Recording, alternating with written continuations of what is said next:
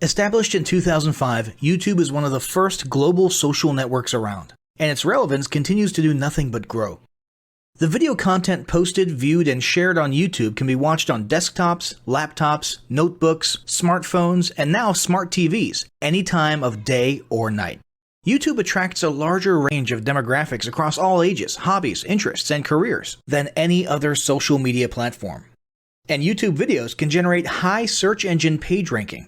And of course, the most obvious benefit is that the combined audio and visual aspects of video content will make your message much more memorable than plain textual content. As the demand for quality video content increases, YouTube continues to gain more subscribers. Let's have a closer look at the statistics to gain a better idea of the benefits of creating an organic video marketing strategy. Worldwide, YouTube has over 1 billion users. Yes, a billion. And a whopping 30 million of them watch videos every day. An astounding 5 billion videos are viewed each day, totaling in over 500 million hours of daily viewing. Over 300,000 new videos are uploaded daily. 80% of people ages 18 to 49 regularly watch YouTube videos. Over 50% of YouTube videos are viewed on mobile devices. The average mobile viewing session lasts 40 minutes. So there's an amazing opportunity to connect with your audience there. 38% of users are female and 62% are male. So clearly the general stats and demographics are there.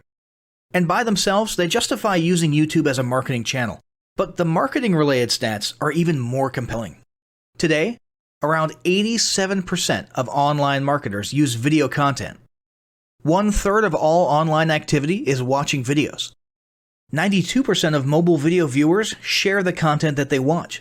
And when given the choice, 59% of executives will choose video content over written articles. Video drives a 157% increase in organic traffic from search engine result pages, or SERPs. The click-through rate of email with videos is 96% higher. Content retention increases from 10% to 95% when comparing video to text. Users spend 88% longer on websites with video. Blog posts with video attract 3 times more inbound links. Adding video to ads increases engagement by 22%, and 85% of businesses have in-house staff who curate their video content, which shows you how important all your competitors think video marketing is. That pretty much settles it. You obviously need to be marketing on YouTube. Next up, we'll talk about establishing YouTube marketing goals.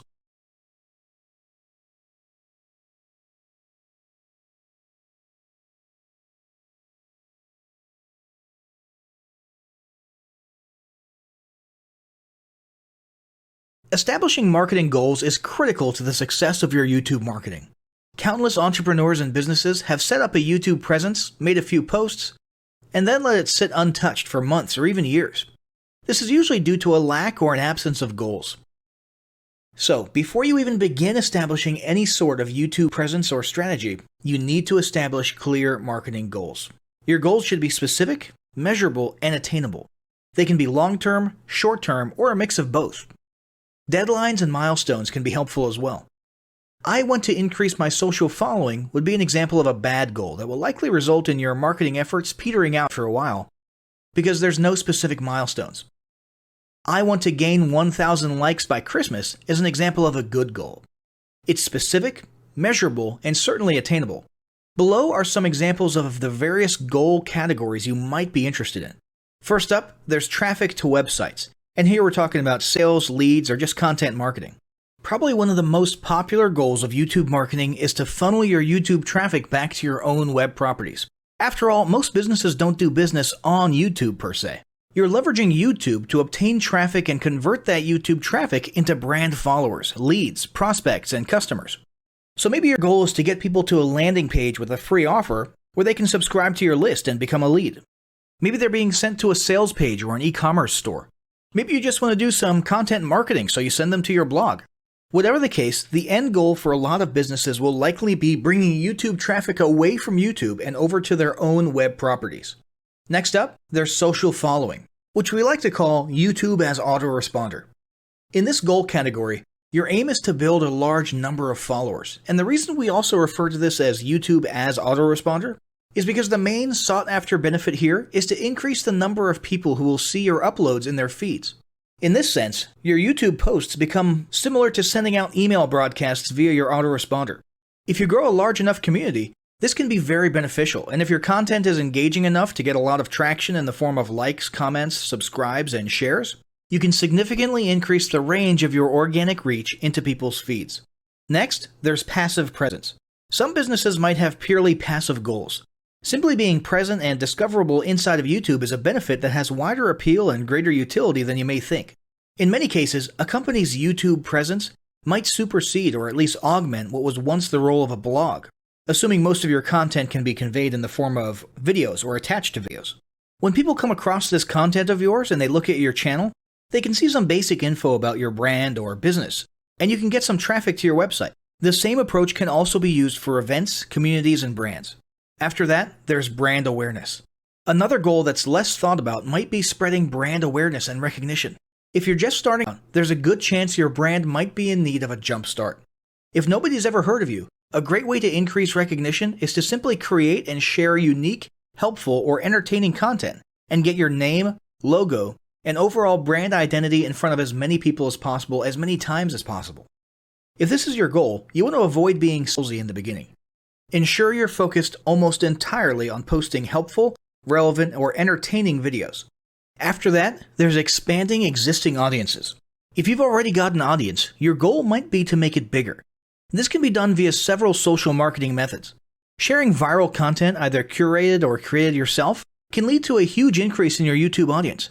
Although creating your own viral content like that can be great, if you don't have the time or means to do so, you can simply leverage existing content that's already been proven to be viral by curating or resharing it with your own comments or angle added to it. Obviously, you don't want to actually steal and re-upload someone else's video. We're talking about doing a little video review or commentary about a content piece, preferably linking to the original content piece, and adding your 2 cents. Also, a few humorous videos can't hurt either. Other ways to expand existing audiences can include contests, sweepstakes, and gamification. Assuming your offers or prizes are compelling enough, incentivized sharing, liking, and subscribing can be very effective. Just ensure your methods are permitted by YouTube's terms of service. Enhancing or repairing public relations. Do you want to set your company apart in the public eye? Do you want to associate your brand with feelings of goodwill and community involvement? Was your business recently involved in a controversial incident that requires damage control? It doesn't take a humiliating public catastrophe to make PR enhancement a good idea. This is a goal that any business can engage in. Non-sales related campaigns can include videos that foster positive values and goodwill, or even involvement in social movements, or noble causes. On the social movement side of things, be careful not to alienate half your prospects, though. Did your business recently donate to a charity? Build a school in a third world country? Serve food at a local pantry? These are all great things to post about. If not, then they don't necessarily need to be about things that you and your business participated in specifically. They can be content about general things, like a heartwarming video about helping the poor or caring for the elderly. Special holidays like Christmas, Thanksgiving, or Mother's Day also present opportunities to leverage emotions, foster goodwill, and enhance your PR. Next, there's market research. A hugely beneficial goal of YouTube marketing is market research. If you're just starting your business or going down a new path, YouTube can be an excellent place to learn more about your audience and your market.